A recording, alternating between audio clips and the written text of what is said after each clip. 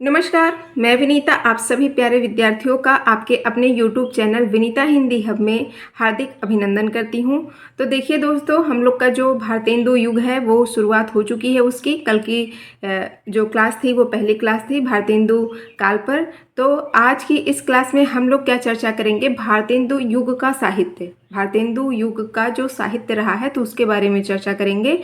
तो इसका समय जो दिया है 1850 से लेकर के 1900 तक।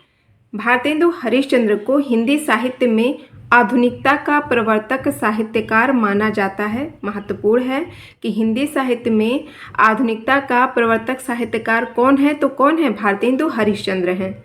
नई चेतना से युक्त होने के कारण हिंदी साहित्य रीतिबद्धता से मुक्त हुआ। वे कौन सी परिस्थितियां थीं जिनके कारण आधुनिकता का जन्म हुआ और इसका ऐतिहासिक सामाजिक आधार क्या था, ये प्रश्न पूछा गया है। तो इसके बारे में आगे क्या दिया हुआ है, तो चलिए देखते हैं कि ऐसी कौन सी परिस्थितियां थी कि जिनके कारण किसका जन्म हुआ, आधुनिकता का जन्म हुआ, और इसका जो ऐतिहासिक और सामाजिक आधार है तो वो क्या है। तो आगे चर्चा करते हैं। भारत में जब 18वीं सदी चल रहा था तो उसके उत्तरार्ध से अंग्रेजों का वर्चस्व हो गया।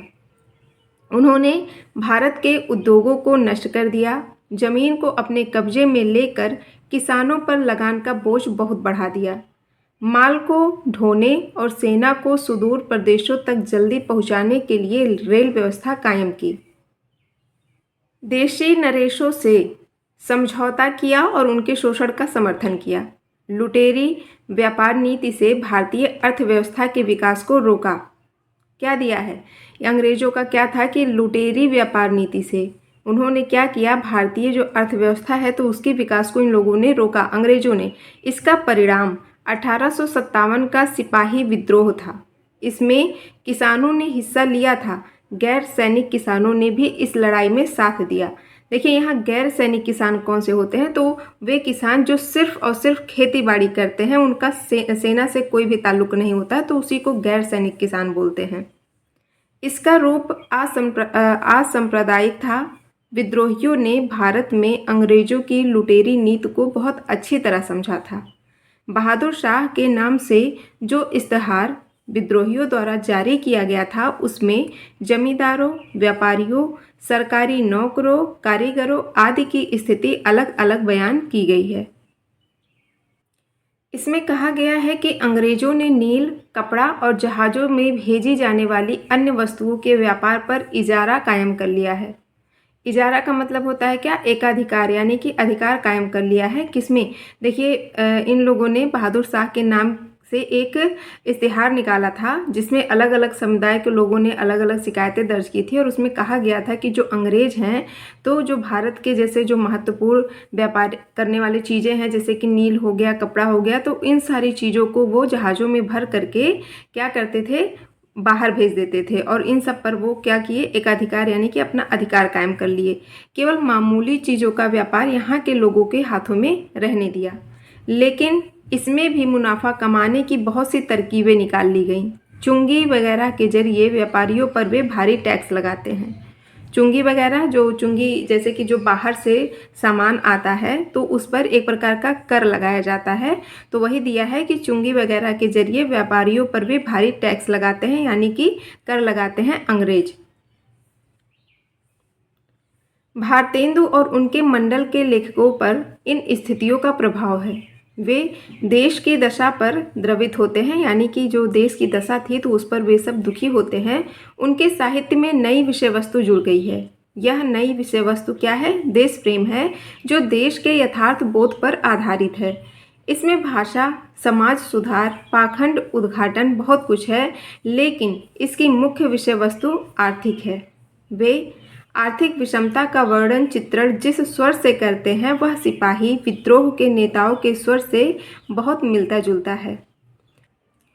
डॉक्टर रामविलास शर्मा ने लिखा है, भारतेंदु युग का साहित्य व्यापक स्तर पर गदर से प्रभावित है। गदर शब्द आया है, गदर एक प्रेम कथा मूवी है सनी देओल की, आप सभी लोगों ने देखी भी होगी। और तो इसका मतलब क्या है, गदर का मतलब होता है कि जैसे विद्रोह, विद्रोह या फिर बगावत बोल सकते हैं, क्रांति भी बोल सकते हैं। तो वही चीज़ है कि जो भारतेंदु युग का साहित्य है तो वह व्यापक स्तर पर क्या है, गदर से यानी कि विद्रोह से, बगावत से, क्रांति से प्रभावित है। इसका पहला प्रमाण यह है कि इस साहित्य में किसानों को लक्ष्य करके उन्हें संगठित और आंदोलित करने की दृष्टि से जितना गद्य पद्य लिखा गया है उतना दूसरी भारतीय भाषाओं में नहीं लिखा गया। इस बात का प्रमाण ही यही है। ठीक है, तो ये जो कथन दिया गया है तो किसके द्वारा कहा गया है, डॉक्टर राम विलास शर्मा के द्वारा। सभी लोग अपने अपने पुस्तकों में अंडरलाइन जरूर कर लीजिएगा क्योंकि परीक्षा में पूछा जा सकता है। ठीक है, भारतेंदु ने आर्थिक विषमता, स्वाधीनता, नारी शिक्षा, धार्मिक पाखंड, हिंदी भाषा सब पर अपने विचार प्रकट किए। उनका व्यक्तित्व आंदोलनकारी था, वे व्यक्ति नहीं संस्था थे। इसीलिए वे नई चेतना के प्रतिनिधि या प्रतीक साहित्यकार बन गए। किसके, नई चेतना के प्रतिनिधि या फिर प्रतीक साहित्यकार बन गए। आचार्य रामचंद्र शुक्ल के अनुसार देखिए इन्होंने क्या कहा है, शुक्ल जी ने, उन्होंने यानी कि भारतेंदु ने हिंदी साहित्य को एक नए मार्ग पर खड़ा किया। वे साहित्य के नए युग के प्रवर्तक हुए। यद्यपि देश में नए नए विचारों और भावनाओं का संचार हो गया था पर हिंदी उनसे दूर थी। लोगों की अभिरुचि बदल चली थी पर हमारे साहित्य पर उसका कोई प्रभाव नहीं दिखाई पड़ता था। तो यह कथन भारतेंदु जी के विषय में किसने कहा है, आचार्य रामचंद्र शुक्ल जी ने। और आप सभी को पता है कि शुक्ल जी के जितने भी कथन हैं वो जिनके भी विषय में कुछ कहते हैं तो वो परीक्षा की दृष्टि से बहुत ही महत्वपूर्ण होता है क्योंकि अक्सर करके शुक्ल जी की कोई ना कोई कथन आपको परीक्षा में देखने को मिल जाते हैं। ठीक है, अगला देखिए, आचार्य हजारी प्रसाद द्विवेदी के शब्दों में क्या कहा गया है, भारतेंदु का पूर्ववर्ती काव्य साहित्य संतों की कुटियों से निकलकर राजाओं और रईसों के दरबार में पहुंच गया था। उन्होंने एक तरफ तो काव्य को फिर से भक्ति की पवित्र मंदाकिनी में स्नान कराया और दूसरी तरफ उसे दरबारीपन से निकालकर लोक जीवन के आमने सामने खड़ा कर दिया।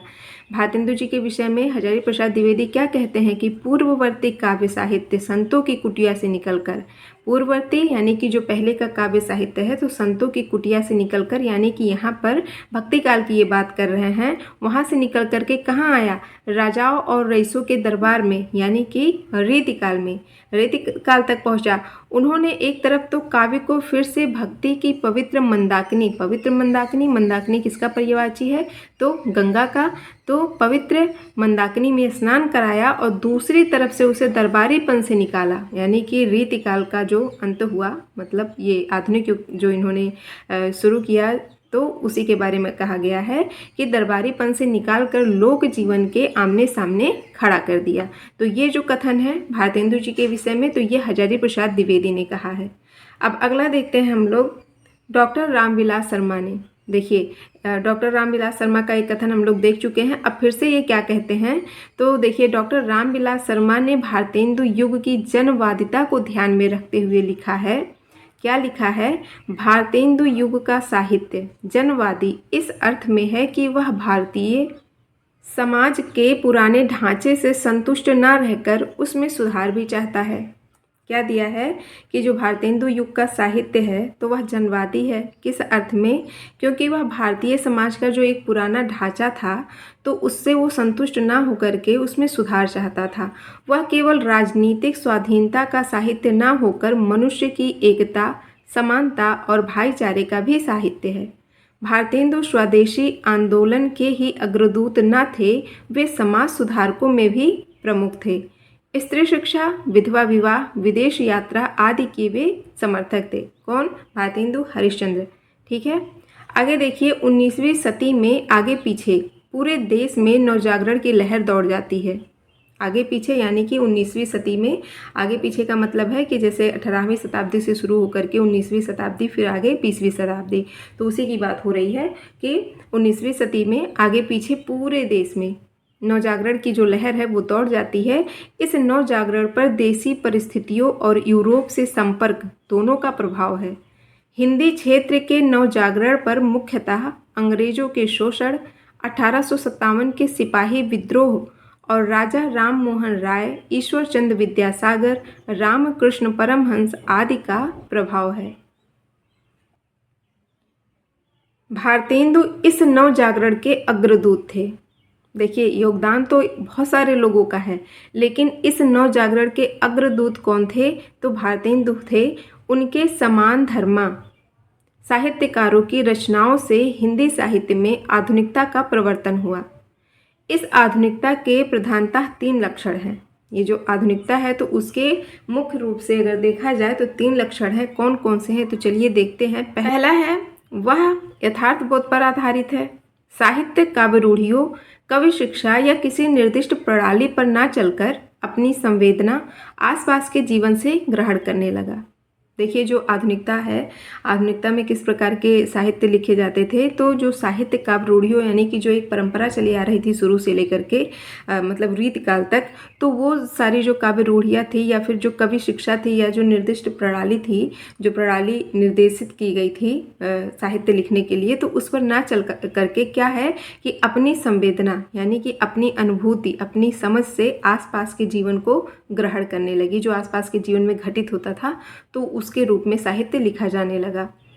यथार्थ बोध का वास्तविक अर्थ यथार्थ की विषमता का बोध होता है। इसीलिए इस युग के साहित्यकारों ने अपनी रचनाओं में आर्थिक, राजनीतिक, सामाजिक आदि विषमताओं एवं विरूपताओं का उद्घाटन किया। ये दूसरा लक्षण था। तीसरा है, विषमता बोध से उत्पन्न संवेदना में पीड़ा या छटपटाहट भी है। रचनाकार अपने साहित्य से इस विषमता को पाटने का उद्देश्य व्यंजित करने लगा। इसलिए आधुनिक साहित्य रसमग्न करने के स्थान पर आनंद के साथ कर्म की प्रेरणा भी देने लगा। साहित्य सामाजिक चेतना और उत्तरदायित्व से युक्त हो गया। जो साहित्य है वो सामाजिक चेतना और उत्तरदायित्व से युक्त हो गया। रीतिवादी साहित्य से आधुनिक साहित्य की यही विशेषता थी, जिसका प्रवर्तन किसने किया? भारतेंदु हरिश्चंद्र ने किया। तो ये 3 लक्षण हैं कि किस प्रकार से आधुनिकता का उदय हुआ, एक प्रकार से अगर कहा जाए। आगे देखते हैं, सामाजिक उत्तरदायित्व से युक्त होने पर साहित्य की विषय वस्तु का विस्तार हुआ।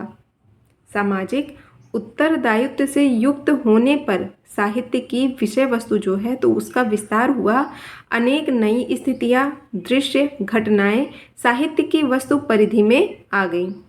रचनागत नवीनता इसी बात निहित होती है कि जहाँ पहले रचना दृष्टि नहीं जाती थी वहाँ जाने लगी। वस्तु के विस्तार और वस्तुगत संवेदना की नवीनता का विधाओं पर असर पड़ता है। भारतेंदु युग में अनेक नई विधाओं का भी प्रवर्तन हुआ। इनमें से अधिकांश गद्य विधाएं थीं। जो भारतेंदु युग में बहुत सारी नई विधाओं का प्रवर्तन हुआ यानी कि बहुत सारी नई विधाएं आई, तो उनमें से ज़्यादातर जो विधाएं थी वो कैसी थीं? वो गद्य विधाएं थीं। पत्र पत्रिकाओं के माध्यम से सामाजिक विषयों पर विचारों का प्रसार हुआ। किसके माध्यम से? पत्र पत्रिकाओं के माध्यम से सामाजिक विषयों पर विचारों का प्रसार हुआ। संपादकीय और निबंध हिंदी साहित्य में नई वस्तु थे। देखिए, निबंध, ये जो अब विधाओं की बात होगी थोड़ी बहुत, तो निबंध के विषय में क्या दिया है? इस काल में पत्र पत्रिकाएं निकलने लगी। किस काल में? आधुनिक काल में पत्र पत्रिकाएं निकलने लगी। हिंदी निबंध और इन पत्र पत्रिकाओं का उद्भव एक साथ हुआ। हिंदी निबंध और जो पत्र पत्रिकाएं इनका उद्भव हुआ इन दोनों का, तो एक साथ हुआ। इस युग के प्रसिद्ध साहित्यकार पत्रकार भी थे। वे अपने सामाजिक उत्तरदायित्व का पालन करने के लिए अपने विचारों का प्रचार प्रसार पत्र पत्रिकाओं के माध्यम से करते थे तथा अनेक विषयों पर अपने विचार निबंधों में प्रस्तुत करते थे। जो इस युग के यानी कि आधुनिक युग के जो जितने भी साहित्यकार थे, तो वो अपने विचारों को किसके माध्यम से, जो उनके विचार होते थे, जो साहित्यकार हैं, लेखक हैं, तो वो अपने विचारों को पत्र पत्रिकाओं के माध्यम से मतलब उसका क्या करते थे? प्रचार प्रसार करते थे, समझ लीजिए। और जो अनेक विषयों पर अपने विचार, वो अनेक विषयों पर यानी कि सामाजिक विषय हो, धार्मिक विषय हो, राजनीतिक विषय हो, कोई भी विषय हो, तो उस पर जो अपने विचार वो प्रस्तुत करते थे, तो किसके माध्यम से? निबंधों के माध्यम से प्रस्तुत करते थे। भारतेंदु युग के साहित्यकार जीवंत व्यक्तित्व वाले थे। व्यक्तित्व की छाप सबसे ज़्यादा निबंध में उभरती है। व्यक्तित्व की छाप किसी भी इंसान के, किसी भी व्यक्ति के जो व्यक्तित्व होता है तो उसकी छाप सबसे ज़्यादा किस में उभरती है? निबंध में उभरती है। ठीक है। निबंधों में इन साहित्यकारों के जीवंत व्यक्तित्व की छाप है। उनके व्यक्तित्व की मस्ती इन निबंधों के व्यंग विनोद, हास्य परिहास और एक प्रकार की स्वच्छंदता में दिखलाई पड़ती है। उनके व्यक्तित्व यानी कि जो साहित्यकार हैं भारतेंदु युग के या फिर आधुनिक युग के जो भी साहित्यकार हैं, तो उनके व्यक्तित्व की मस्ती इन निबंधों यानी कि जो निबंध लिखते हैं तो उन निबंधों के व्यंग विनोद, हास्य परिहास। व्यंग विनोद, व्यंग का मतलब क्या होता है? मतलब जो कहते हैं ना कि बहुत ही ज़्यादा अपनी बातों के माध्यम से लोगों पर व्यंग करता है, या फिर जैसे जिसे ताना बोली आप बोलते हैं, तो व्यंग विनोद अगर देखा जाए तो व्यंग विनोद का मतलब होता है कि जो समाज की कमियों को उजागर करे। ऐसे निबंधों के व्यंग विनोद यानी कि निबंधों के माध्यम से जो ऐसे मतलब निबंध जो व्यंग विनोद टाइप के हों, यानी कि जैसे जो समाज की जो कमियां होती हैं उनको उजागर करती हैं और उसमें सुधार लाने का काम करते हैं, तो उसी को व्यंग विनोद बोला जाता है। तो ऐसे निबंध हो गए।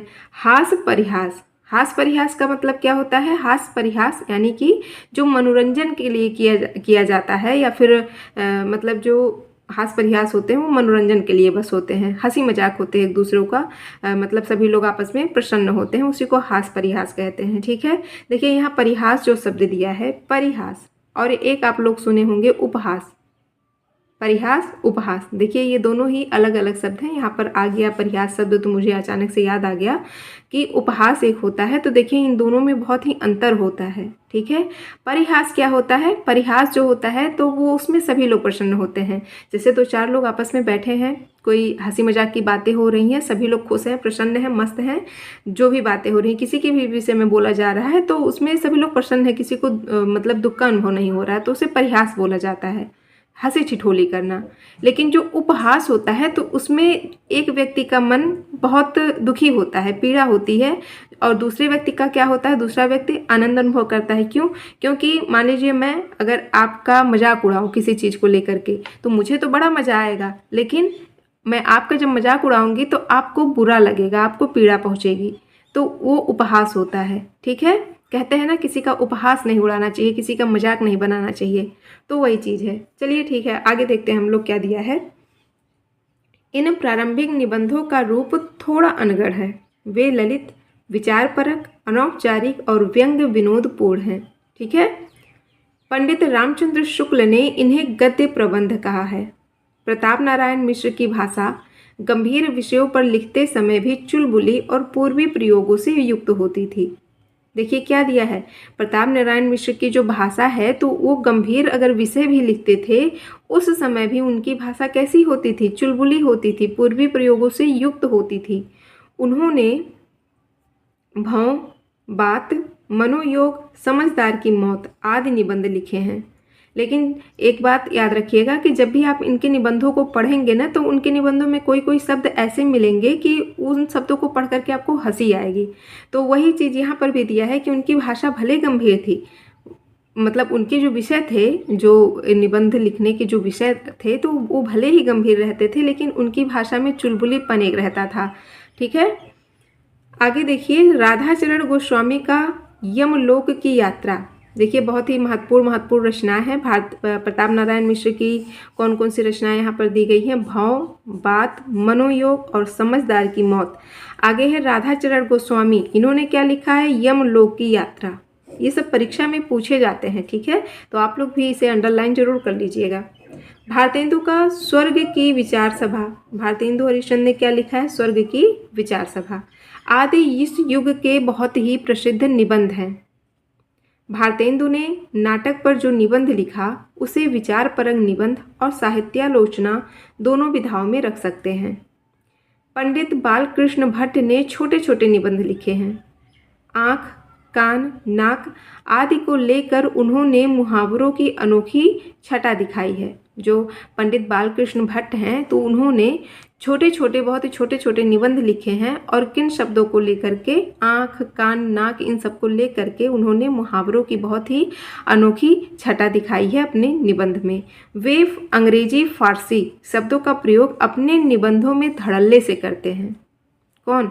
पंडित बालकृष्ण भट्ट अपने निबंधों में अंग्रेजी और फारसी शब्दों का जो प्रयोग करते हैं बहुत ही धड़ल्ले से करते हैं, यानी कि बहुत ही खुल करके करते हैं, बिना डरे करते हैं। ठीक है, अब हम लोग नाटक विधा के बारे में बात करेंगे। नाटक विधाओं में सर्वाधिक महत्वपूर्ण नाटक का पुनर्प्रचलन था। इसका संबंध यथार्थ के विषमता बोध से है। इसी बोध के कारण भारतेंदु युग की महत्वपूर्ण नाटकीय रचनाएं व्यंग्यपूर्ण भी थी। ठीक है, इसी बोध के कारण, कौन सी बोध? विषमता बोध। तो इसी बोध के कारण भारतेंदु युग की जो महत्वपूर्ण नाटकीय रचनाएं हैं तो वो किस प्रकार की हैं? व्यंग्यपूर्ण हैं। व्यंग्य सामाजिक विरूपता, कथनी करनी एवं सिद्धांत और व्यवहार के अंतर को प्रकट करने का प्रभावशाली साधन है। मैंने अभी आपको जब निबंध विधा के विषय में बता रही थी तो मैंने बताया कि व्यंग्य क्या होता है। व्यंग्य विनोद, यानी कि जो समाज में जो कमी होती है तो ऐसी रचनाएं क्या करती हैं? उन कमियों को उजागर करती हैं और उनमें सुधार लाती हैं। तो वही दिया है कि व्यंग्य सामाजिक विरूपता, कथनी करनी एवं सिद्धांत और व्यवहार के अंतर को प्रकट करने का प्रभावशाली एक साधन है। क्या? व्यंग्य। व्यंग्य भंडाफोड़ या उद्घाटन के माध्यम से वस्तु स्थिति को उचित रूप में प्रस्तुत करता है। नई सामाजिक चेतना का दबाव ही था कि गद्य रचना के अंतर्गत भारतेंदु का ध्यान पहले नाटकों की ओर ही गया। भारतेंदु ने काफ़ी संख्या में मौलिक नाटक लिखे और बंगला और संस्कृत नाटकों का अनुवाद भी किया। देखिए, भारतेंदु हरिश्चंद्र ने बहुत ही ज़्यादा संख्या में क्या लिखा? मौलिक नाटक लिखे। मौलिक और अनुदित दो प्रकार के नाटक लिखे जाते हैं। तो जो मौलिक नाटक होता है, मौलिक का मतलब ही होता है मूल, यानी कि नई रचना किसी मतलब, और अनुदित का, अब देखिए बात आई है तो बता दूं, अनुदित का मतलब होता है कि किसी और की रचना का अनुवाद करना, वो अनुदित हो गया। लेकिन जो मूल होता है, जो नई होती है, जो अपने अपने हिसाब से लिखी जाती है, खुद एक नया रूप दिया जाता है, लिखा जाता है अपनी सोच से, तो वो मौलिक होता है। ठीक है, तो इन्होंने बहुत सारे मौलिक नाटक लिखे और बंगला और संस्कृत नाटकों का अनुवाद भी किया। चंद्रावली में प्रेम का महत्व है तो भारत दुर्दशा में देश की दशा का। देखिए, अब यहाँ पर क्या है? भारतेंदु हरिश्चंद्र के नाटक का क्या नाम है? एक नाटक है चंद्रावली, तो इसमें प्रेम के महत्व के विषय में बताया गया है। और दूसरा क्या है? भारत दुर्दशा, जो जिसमें देश की दशा का वर्णन किया है इन्होंने। विशस्य विषमौषधम, जहाँ देशी रियासतों के कुचक्रों की जीवंत झांकी है, वहीं अंधेर नगरी उनका सर्वाधिक महत्वपूर्ण व्यंग नाटक है। ठीक है, तो यहाँ पर देखिए 4 नाटक तो आपको यहीं पर मिल गए कि कौन कौन से हैं। चंद्रावली, भारत दुर्दशा, विशस्य विषमौषधम और अंधेर नगरी। ये विशस्य विषमौषधम, भारत दुर्दशा और अंधेर नगरी ये परीक्षा में भी बहुत ज़्यादा बार पूछे गए हैं भारतेंदु हरिश्चंद्र के नाटक के विषय में। ठीक है, जो सत्ता की विवेकहीनता का रूप सामने लाती है। अंधेर नगरी एक व्यंग नाटक है जो सत्ता की जो विवेकहीनता है तो उसका रूप सामने लाता है। श्रीनिवास दास ने, देखिए श्रीनिवास दास ने कौन कौन से नाटक लिखे हैं? तो श्रीनिवास दास ने रणधीर, प्रेम मोहिनी, तप्ता संवरण और संयोगिता स्वयंवर नाटक लिखे हैं। प्रताप नारायण मिश्र, इन्होंने क्या क्या लिखा है? कलि कौतुकम रूपक और भारत दुर्दशा नाटक लिखा है। देखिए, अब देखिए यहाँ पर भारतेंदु हरिश्चंद्र, इन्होंने भी क्या लिखा है? भारत दुर्दशा। और किसने लिखा है? प्रताप नारायण मिश्र ने, इन्होंने भी भारत दुर्दशा नाम की एक नाटक लिखी है, इनकी भी एक रचना है। कभी कभी परीक्षा में भारत दुर्दशा रूपक भी लिखा रहता है, तो आप लोग कंफ्यूज मत होइएगा। ठीक है, तो अगर ऑप्शन में अगर किसी एक का नाम देता है, भारत दुर्दशा पूछा कि किसका नाटक है, और ऑप्शन में जैसे हरिश्चंद्र हैं, भारतेंदु हरिश्चंद्र, तो उन पर टिक करिए। और अगर उनका ऑप्शन ना दे करके प्रताप नारायण मिश्र दिए हैं तो उन पर भी टिक कर दीजिए, ये भी सही है क्योंकि इस नाम से इन्होंने भी नाटक लिखा है। ठीक है, भारत दुर्दशा एक प्रतीकात्मक नाटक है जिसमें भारत, कलयुग, आलस्य आदि पात्र हैं। भारत, कलयुग, आलस्य इन नामों के क्या हैं? पात्र हैं। श्री राधाचरण गोस्वामी के 2 प्रहसन, बूढ़े मुँह मुहासे और तन मन धन, तथा श्री गुसाई जी का अर्पण महत्वपूर्ण कृतियां हैं। देखिए क्या दिया हुआ है, श्री राधाचरण गोस्वामी के 2 प्रहसन हैं। प्रहसन का मतलब भी एक प्रकार का परिहास होता है, परिहास या फिर प्रसन्नता पूर्वक हंसना जिसको आप बोल लीजिए। तो 2 जैसे पढ़ने से ही पता चला, बूढ़े मुँह मुहासे, इसको आप पढ़ेंगे इस नाटक को तो कहीं ना कहीं इससे आपका मन चित्त बहुत ही प्रसन्न होगा। ठीक है। और तन मन धन, और जो गुसाई जी हैं, श्री गुसाई जी, तो इनका क्या है, अर्पण। ठीक है। तो ये महत्वपूर्ण इनकी कृतियां हैं। तो इस प्रकार हम देखते हैं कि भारतेंदु युग में नाटक विधा का पुनर्प्रचलन हुआ और उस पर अपने समकालीन जीवन के बोध का दबाव है। तो ये रही नाटक विधा के विषय में कुछ जानकारियाँ जो कि भारतेंदु युग में थी। ठीक है। अब आगे हम लोग उपन्यास के विषय में बात करेंगे। उपन्यास, भारतेंदु का ध्यान उपन्यास लिखने की ओर भी गया। भारतेंदु, देखिए भारतेंदु हरिश्चंद्र उन्होंने निबंध भी लिखा, नाटक भी लिखा। अब उनका ध्यान किसकी ओर गया, उपन्यास की ओर भी गया। उन्होंने एक मित्र को पत्र में लिखा, क्या लिखा था, जैसे भाषा में अब कुछ नाटक बन गए हैं, अब तक उपन्यास नहीं बने हैं। उन्होंने अपने मित्र को एक पत्र लिखा कि जैसे भाषा में, यानी कि हिंदी भाषा में अब कुछ नाटक तो बन गए हैं, लेकिन अभी तक उपन्यास नहीं बने हैं। आप या हमारे पत्र के योग्य सहकारी संपादक जैसे बाबू काशीनाथ व गोस्वामी राधाचरण जी कोई भी उपन्यास लिखे तो उत्तम।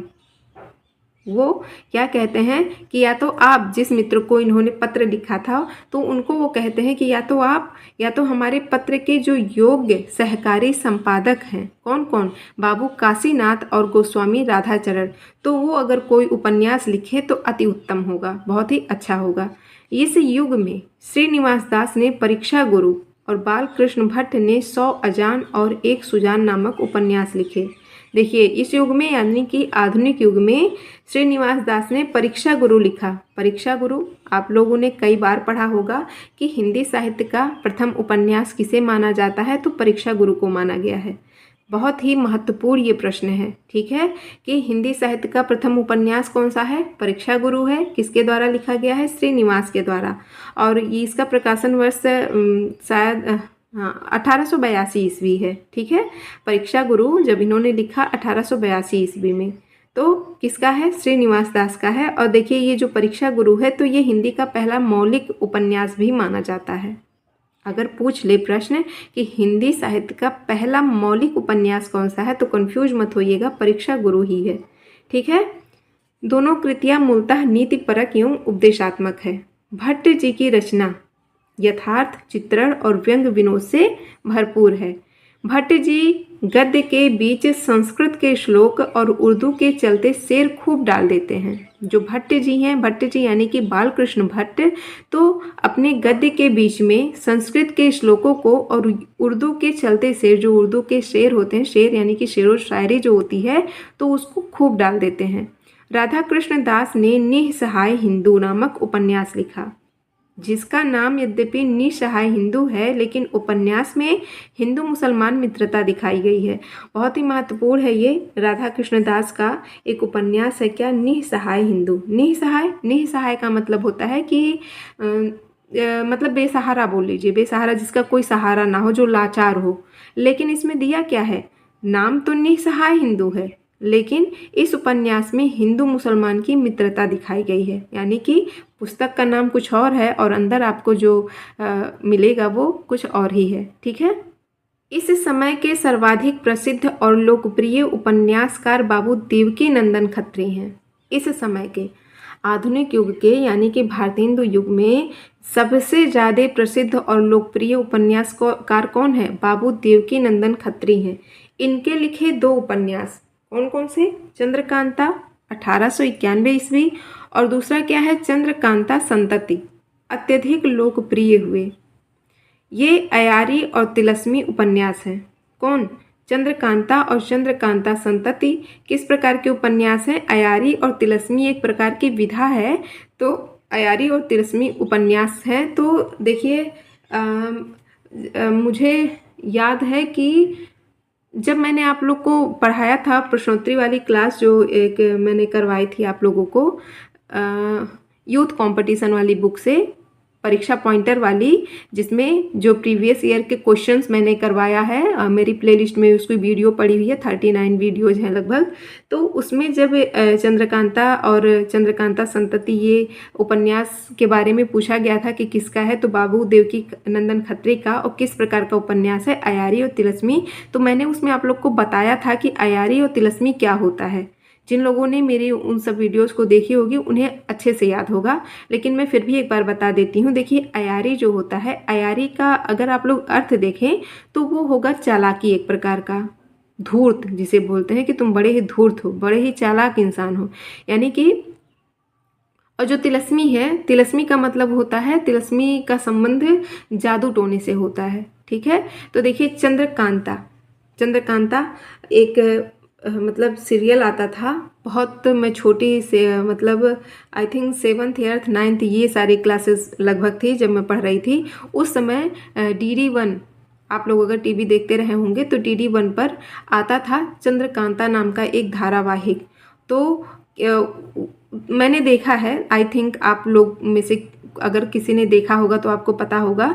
तो उसमें क्या दिखाता है, उसमें बहुत ही ज़्यादा मतलब रहस्यमयी चीज़ें दिखाती हैं। चंद्रकांता जो उपन्यास है, तो ये जो अयारी और तिलस्मी है, तो इसी प्रकार की चीज़ें हैं, ठीक है। तो जादू संबंधी जो चीज़ें दिखाती हैं, जैसे कि जादुई दुनिया एक दिखाएगी, और उसमें बहुत सारी रहस्यमयी महल दिखाएंगे, और मतलब ऐसी ऐसी घटनाएं उसमें होती हैं कि बहुत ही अविश्वसनीय होते हैं, उस पर आप विश्वास मतलब रियल में होंगे ही नहीं, ऐसी ऐसी घटनाएं उसमें दिखाती हैं, ठीक है। तो ये सारी चीज़ें हैं। और क्या होता है कि जैसे इसमें गुप्त विद्याएं लोग सीखते हैं, गुप्त विद्याओं का प्रयोग करके वो लोग जो बहुत सारे रहस्यमयी चीज़ें होती हैं तो उनको सुलझाते हैं, ठीक है, और इन सब चीज़ों की जासूसी वगैरह करते हैं। तो यही सारी चीज़ें चंद्रकांता में दिखाया गया है, ठीक है। तो मतलब यहाँ कहने का मेरा बस यही मतलब है आपको समझाने का कि अयारी और तिलस्मी उपन्यास होते क्या है। तो एक प्रकार का जादू संबंधी उपन्यास है और रहस्यमय चीज़ों के बारे में बताने वाला, ठीक है। रोचकता एवं मनोरंजन ही इनकी विशेषताएं हैं। ये जो उपन्यास है तो उनमें रोचकता एवं मनोरंजन की ही इनकी विशेषताएं हैं। रोचकता यानी कि अगर आपको विश्वास ना हो तो आप आजकल तो भाई यूट्यूब है, आप सर्च कर लीजिए चंद्रकांता। जब आप वो उसको देखेंगे ना तो अपने आप मतलब रोमांच एक प्रकार का, आप उसको देखेंगे तो आपके जो रोंगटे हैं हाथ के पाँव के सब कोई कोई ऐसे सीन दिखाते हैं कि आप डर जाएंगे, और अपने मतलब आपके अंदर एक रोमांच भरा रहेगा, एक रोचक मतलब रोचकता बनी रहती है कि आखिर आगे इसमें होगा क्या, क्या है, कैसे है, आखिर ऐसे कैसे हो रहा है, ठीक है।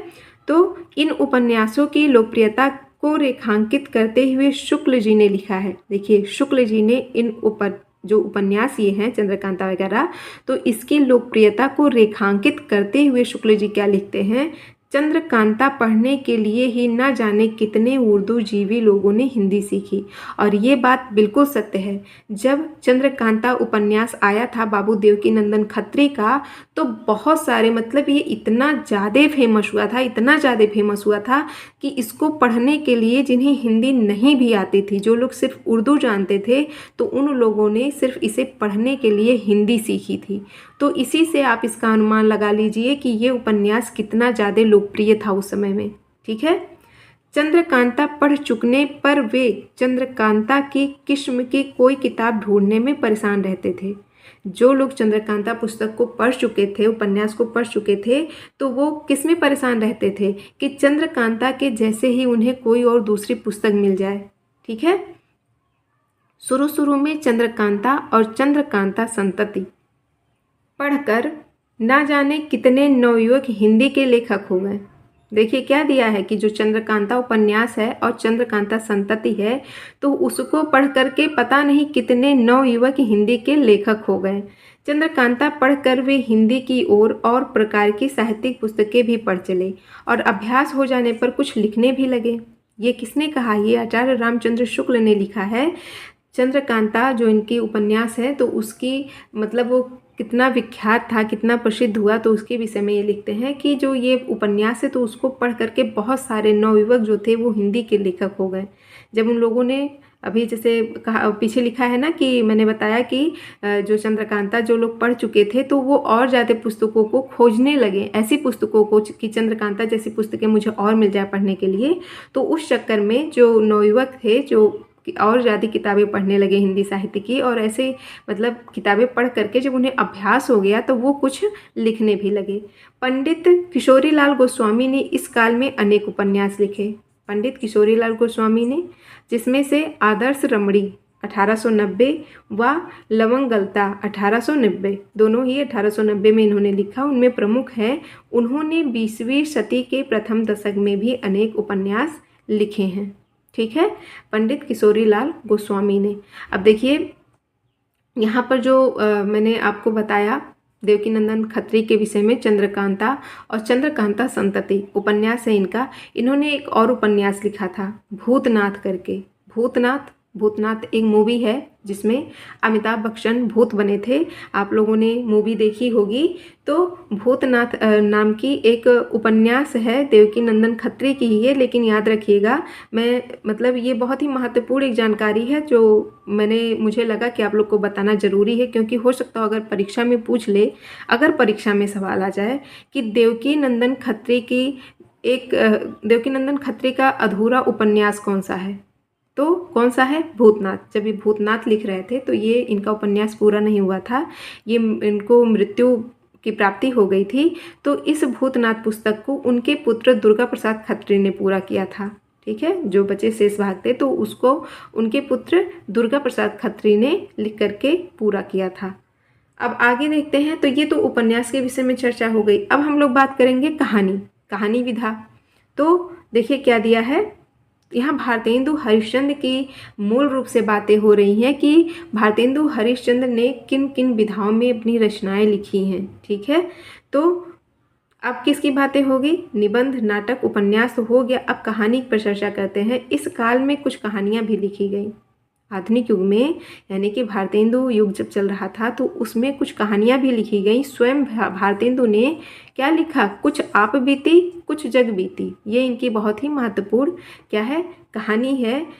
इस नामक कहानी लिखनी शुरू की थी जिसे वे पूरा नहीं कर पाए। देखिए अब एक जानकारी आप लोग को और मिली ना, यहाँ पर कहानी लिखना इन्होंने चालू किया था, कुछ आप बीती कुछ जग बीती, पर ये कहानी ये पूरा नहीं कर पाए थे। शिव प्रसाद सितारे हिंद की राजा भोज का सपना भी इसी कहानी कह सकते हैं। जो शिव प्रसाद सितारे हिंद हैं तो उनकी एक रचना है राजा भोज का सपना, तो इसे भी आप कहानी कह सकते हैं। अन्य प्रकार की रचनाएं, तो अन्य प्रकार की रचनाओं में भारतेंदु जी ने और कौन कौन सी रचनाएं लिखी हैं तो उसके विषय में चर्चा कर लेते हैं। भारतेंदु ने कश्मीर कुसुम और बादशाह दर्पण लिखकर इतिहास लेखन और जयदेव का जीवन वृत्त लिखकर जीवन चरित्र लिखने की प्रवृत्ति का श्री गणेश किया। देखिए किसका श्री गणेश किया, यानी कि शुरुआत किया भारतेंदु ने कश्मीर कुसुम और बादशाह दर्पण लिख करके इतिहास लेखन और जयदेव का जीवन वृत्त लिख करके जीवन चरित्र लिखने की प्रवृत्ति का इन्होंने श्री गणेश किया, यानी कि शुरुआत किया। जयदेव आप लोग जानते होंगे संस्कृत के एक बहुत ही महान कवि हैं जिन्होंने क्या लिखा है? जयदेव का गीत गोविंद आप सबको पता होगा, परीक्षा की दृष्टि से बहुत ही महत्वपूर्ण है। जयदेव का गीत गोविंद ये इनकी रचना है जयदेव की, और जयदेव संस्कृत के बहुत ही प्रसिद्ध कवि हैं। तो इनका जीवन वृत्त किसने लिखा था? इनके जीवन वृत्त के बारे में जीवन चरित्र लिखा था भारतेंदु हरिश्चंद्र ने। आगे देखिए क्या है? आलोचना या समीक्षा। आलोचना या समीक्षा, देखिए आलोचना क्या होता है, मतलब आलोचना बोलिए या समीक्षा बोलिए, तो क्या होता है? आलोचना करना यानी कि अगर देखा जाए तो किसी चीज़ का परीक्षण करना।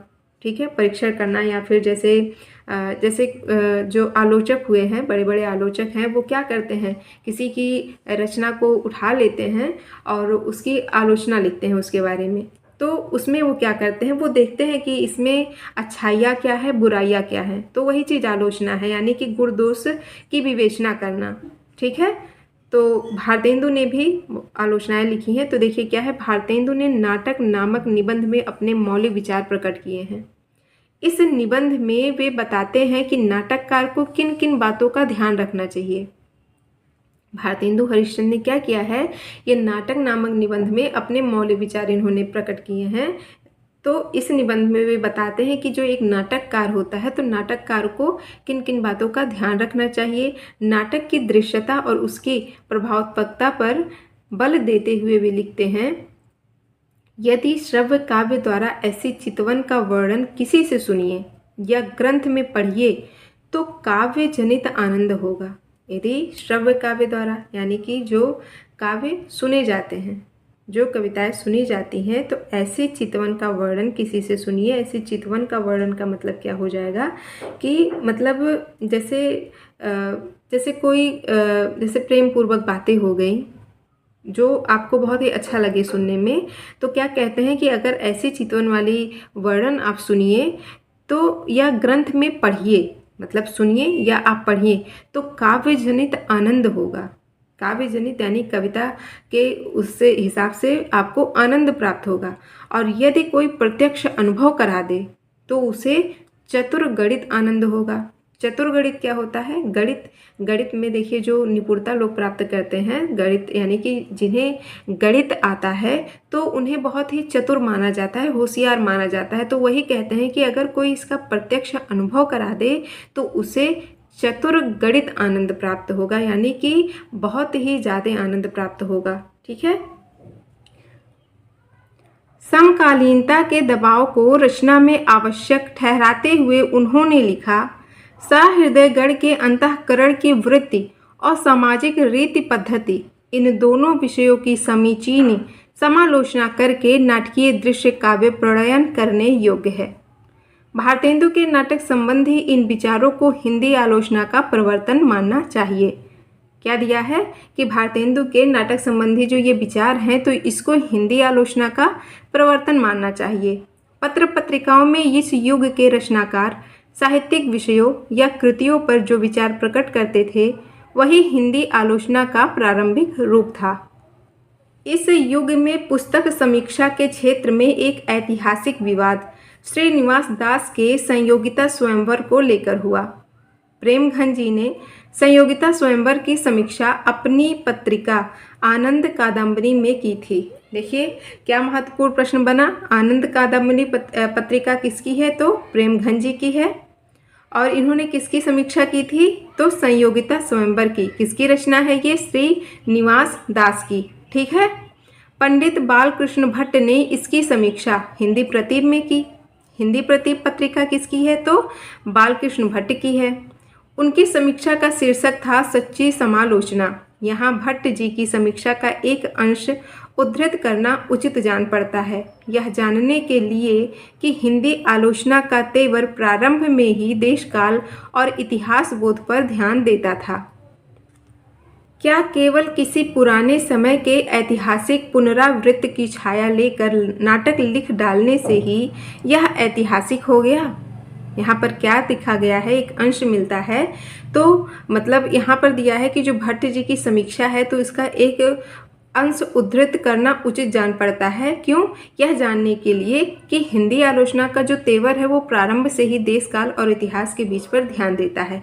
तो क्या कहता है वो अंश यहाँ पर दिया गया है, तो उसके विषय में क्या कहा गया है कि क्या केवल किसी पुराने समय के ऐतिहासिक पुनरावृत्ति की छाया लेकर नाटक लिख डालने से ही यह ऐतिहासिक हो गया? क्या किसी विख्यात राजा या रानी के आने से ही वह ऐतिहासिक हो जाएगा? यदि ऐसा है तो गप हाँकने वाले दास्तानों और नाटक के ढंग में कुछ भी भेद ना रहा। किसी समय के लोगों के हृदय की क्या दशा थी, उनके आंतरिक भाव किन पहलुओं पर उस समय पात्र के भाव क्या थे, इन सब बातों को ऐतिहासिक रीति पर पहले पहल समझ लीजिए। तो ये एक अंश यहाँ पर उद्धृत किया गया है। किसकी आलोचना से, किसकी समीक्षा से? तो भट्ट जी की। ठीक है, यानी कि बालकृष्ण भट्ट। आगे देखते हैं हम लोग। भारतेंदु और उनके सहयोगी रचनाकारों ने अधिकांशतः ब्रज भाषा में ही कविता की है। याद रखिएगा कि जो भारतेंदु है और उनके जितने भी सहयोगी रहे हैं तो उन्होंने ज़्यादातर करके जो कविताएं लिखी हैं वो ब्रज भाषा में लिखी है। यद्यपि भारतेंदु ने स्वयं संभवतः प्रयोग के लिए खड़ी बोली में भी कविता की है। उर्दू में रसा नाम से तो वे कविता करते ही थे।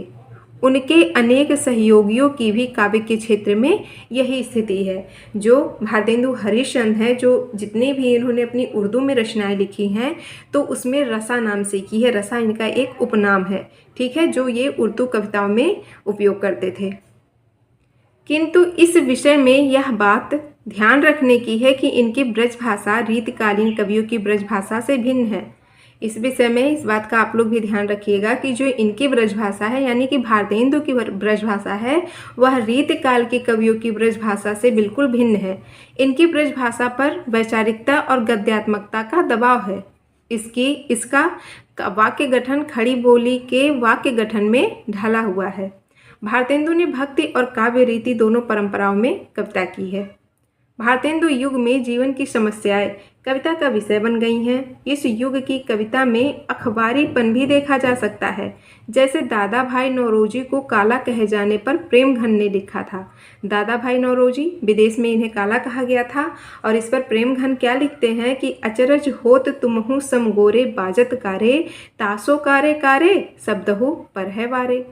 इसका क्या मतलब होता है कि अचरज होत यानी कि आश्चर्य होता है, तुमहु सम गोरे, तुम जैसे गोरे, बाजत कारे का मतलब हो गया कि काला काला कहकर उपहास करते हो। मतलब आश्चर्य होता है कि तुम जैसे जो गोरे लोग हो, यानी कि जो अंग्रेज की बात हो रही है। गोरे लोगों को, जो अंग्रेज हैं उनको कहा गया है कि आश्चर्य होता है कि तुम जैसे गोरे काला काला कह करके उपहास करते हो। काला कह करके यानी कि जो दादा भाई नौरोजी हैं उनको। तासो कारे शब्दहु पर है वारे, परंतु उन्हीं काले शब्दों के ऊपर भी वे भारी पड़ते हैं। जो काला शब्द तुम लोग उन्हें बुलाते हो तो उन शब्दों पर भी वे उभारी पड़ते हैं। अर्थात इसका मतलब क्या हो गया, यानी कि काले कहे जाने पर भी वे क्या हैं, बहुत ही महान हैं, बहुत ही श्रेष्ठ हैं। दादा भाई नौरोजी, यानी तुम भले ही उनको काले कहते हो लेकिन वो काला शब्द भी उनकी महानता पर, उनकी श्रेष्ठता पर भारी पड़ता है। ठीक है। भारतेंदु ने आर्थिक सामाजिक दुर्दशा की ओर लोगों का ध्यान खींचा। किस प्रकार से? अंग्रेज राज सुख साज सजे सब भारी, पै धन विदेश चली जात इते अति खारी, यह अति ख्वारी। तो इसका क्या मतलब है? अंग्रेज राज यानी कि अंग्रेजों का शासन है, सुख साज सजे सब भारी, चारों ओर सुख सुविधाएं हैं, चारों तरफ ऐश्वर्य ही ऐश्वर्य है। मतलब बहुत ही जब अंग्रेजों का राज था तो बहुत सारी सुख सुविधाएं हो गई थी ना, तो वही कहते हैं कि अंग्रेजों का शासन है और चारों ओर सुख सुविधाएं हैं और क्या है? ऐश्वर्य की सजावटें हैं। क्या है? पै धन विदेश चली जात यह अति ख्वारी। पै का मतलब परंतु, धन विदेश चली जात, देश का जो धन है वो कहाँ चला जाता है? विदेश चला जाता है। यानी कि विदेश यानी कि इंग्लैंड, जितना भी देश का धन है वो अंग्रेज लोग क्या करते थे? वो अपने देश में भेजते थे, यानी कि इंग्लैंड में भेजते थे। यह अति ख्वारी, यही सबसे बड़ी क्या है? दुर्दशा है या फिर बर्बादी है। इसी बात का सबसे ज़्यादा दुख है। यहाँ आप प्रथम पंक्ति और दूसरी पंक्ति में परस्पर विरोध देख सकते हैं। धन विदेश चली जात अपने आप में एक सपाट वक्तव्य लगता है, किंतु सहृदय श्रोता के चित्त में यह साम्राज्यवादी लूट, ढाका के जुलाहों के दमन, अकाल, भूखमरी आदि का बिंब उदित करेगा। इन पंक्तियों की मार्मिकता इन्हीं बिंबों में है जिन्हें इन सब का बोध नहीं, वे ऐसी पंक्तियों को आज भी नीरस कहते समझते हैं। प्रताप नारायण मिश्र की कविता में शोभ का स्वर आर्थिक है, व्यंग्य में कुशल है। तो क्या कहते हैं? सर्वसु लिए जात अंग्रेज, हम केवल लेक्चर को तेज, श्रम बिन बातें का करती है, कहूँ टटकन गाजे डरती है। तो क्या मतलब है इसका? सर्वसु लिए जात अंग्रेज, यानी कि जो अंग्रेज हैं वह हमारा सब कुछ लेके जा रहे हैं, सब कुछ लूट कर लेके जा रहे हैं। सब कुछ का मतलब जो हमारी धन संपत्ति है, ठीक है, जो अंग्रेज हैं तो हमारा सब कुछ लूट कर लेके जा रहे हैं।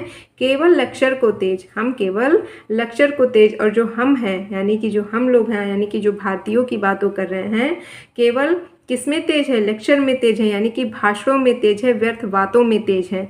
श्रम बिन बातें का करती है, बिना परिश्रम की कई गई जो बातें हैं वो कैसी होती हैं? व्यर्थ होती हैं। श्रम बिन बातें का करती, यानी कि जब श्रम ही नहीं है तो क्या फालतू में बातें करते हो। कहू टटकन गाजे टरती है। टटकन का मतलब टटकन पटाखा को बोला जाता है। जिस प्रकार से पटाखा जोर से आवाज़ करता है, जब पटाखा आप लोग जलाते हैं तो जोर से आवाज़ करता है ना, लेकिन केवल क्या होता है, आवाज़ करके वो शांत हो जाता है। वैसे ही जो हमारी बातें हैं वो केवल शोर करती हैं, लेकिन इसका जो एक वास्तविक प्रभाव होता है तो ऐसा कुछ भी नहीं होता। यानी कि हम सिर्फ बातों में तेज हैं, और जैसे पटाखा मतलब पटाखा जलने पे खूब तेज़ी से आवाज़ होती है फिर शांत हो जाती है, तो ठीक उसी प्रकार से हमारी बातें भी हैं, जो शोर तो करती हैं लेकिन उसका कोई वास्तविक प्रभाव नहीं होता है। इस काल के कवियों का ध्यान भाषा समस्या की ओर गया। जातीय चेतना के रूप में भाषा समस्या की ओर कवि का ध्यान जाना अभूतपूर्व बात थी। भारतेंदु ने लिखा है, तो क्या लिखा है उन्होंने, निज भाषा उन्नति है सब उन्नति को मूल, बिनु निज भाषा ज्ञान के मिटे न ही एको सूल। आप सब लोग ये जो पंक्तियां हैं बहुत ही फेमस है, भारतेंदु हरिश्चंद्र की हैं, सब लोग जानते हैं। तो वो क्या कहते हैं कि मतलब भाषा की समस्या के बारे में इन्होंने ये लिखा है कि निज भाषा उन्नति है सब उन्नति को मूल, यानी कि जो अपनी मातृभाषा है, जो अपनी भाषा है, उसकी जो प्रगति है, तो अपनी मातृभाषा की प्रगति ही सभी प्रकार की प्रगति का क्या है, आधार है, मूल है। बिनु निज भाषा ज्ञान के मिटे न ही एक उसूल, यानी कि यदि अपनी भाषा का ज्ञान न रहे तो कोई भी कुशलता अस्थाई नहीं रहेगी, ठीक है, या फिर सफल नहीं रहेगी। तो भारतेंदु जी का ये जो कथन है, जो पंक्तियां हैं, ये बहुत ही महत्वपूर्ण हैं। तो आगे क्या है कि भारतेंदु की प्रकृति परक कविताओं में भी देश की दुर्दशा और भविष्य के स्वप्न के विचार आ जाते हैं। इस प्रकार उनके यहाँ पुराने विषय, नया बोध और नए संदर्भ जागते हैं। यह बात प्रातः समीरन इनकी एक कविता है, जैसी कविताओं में देखी जा सकती है। इस युग की कविता लोक प्रचलित काव्य रूपों को अभिव्यक्ति का माध्यम बनाती है। भारतेंदु ने खुसरो जैसी पहेलियाँ और मुकरियाँ लिखी, प्रताप नारायण मिश्र ने लावनी और आल्हा लिखा। तो बहुत ही महत्वपूर्ण है, अगर प्रश्न पूछ ले कि खुसरो की जैसे खुसरो ने पहेलियाँ और मुकरियाँ लिखी है, तो आधुनिक काल में किसने लिखा है, तो याद रखिएगा भारतेंदु हरिश्चंद्र ने खुसरो के जैसे पहेलियाँ और मुकरियाँ लिखी हैं। और प्रताप नारायण मिश्र ने क्या लिखा है, लावनी और आल्हा लिखा है। इस काल की काव्य भाषा की गद्यात्मकता की बात पहले की जा चुकी है। नए भावबोध की अभिव्यक्ति करने वाली कविताओं की भाषा अनगढ़ है, उसमें रीति काव्य की भाषा जैसा प्रवाह नहीं है। कैसी, रीति काव्य की जो भाषाएं थी तो उसके जैसा प्रवाह इसमें नहीं है। इसमें तत्सम और देशी शब्दों का प्रयोग बढ़ गया है। तत्सम का मतलब क्या होता है, संस्कृत जो शब्द होते हैं, और देशी शब्दों का प्रयोग बहुत ही ज़्यादा बढ़ गया है। भारतेंदु और उनके मंडल के कवि कविता से गद्य का काम ले रहे हैं। भारतेंदु ने एक पूरा भाषण दोहों में लिखा था। वस्तुतः यह इस बात का द्योतक है कि काव्य भाषा के लिए खड़ी बोली की आवश्यकता का अनुभव किया जाने लगा। इस बात का, ये सारी जितनी भी बातें हुई, तो इस बात का द्योतक है कि काव्य भाषा के लिए खड़ी बोली की आवश्यकता का अनुभव किया जाने लगा। तो आज की इस क्लास के अंतर्गत हम लोगों ने क्या बात की, भारतेंदु युग का जो साहित्य है, भारतेंदु युग में कितनी सारी विधाओं का जन्म हुआ, भारतेंदु हरिश्चंद्र ने कितनी विधाओं में रचनाएं की, नाटक, निबंध, उपन्यास, समीक्षा, कहानी, तो ये सारे विधाओं में इन्होंने अपनी रचनाएं की हैं, ठीक है। तो आज का जो टॉपिक था भारतेंदु युग का साहित्य, वो समाप्त होता है।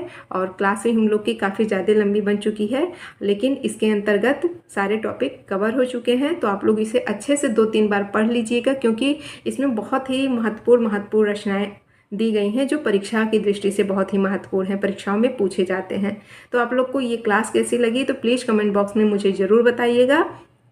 लाइक करना ना भूलें और शेयर करना तो बिल्कुल भी ना भूलें। जिन्हें भी आप जानते हों, जो भी आपके दोस्त मित्र जो भी हों, तो उनको शेयर ज़रूर करिए, ताकि वो लोग भी मतलब इससे तैयारी अपनी अच्छे से कर सकें, ठीक है।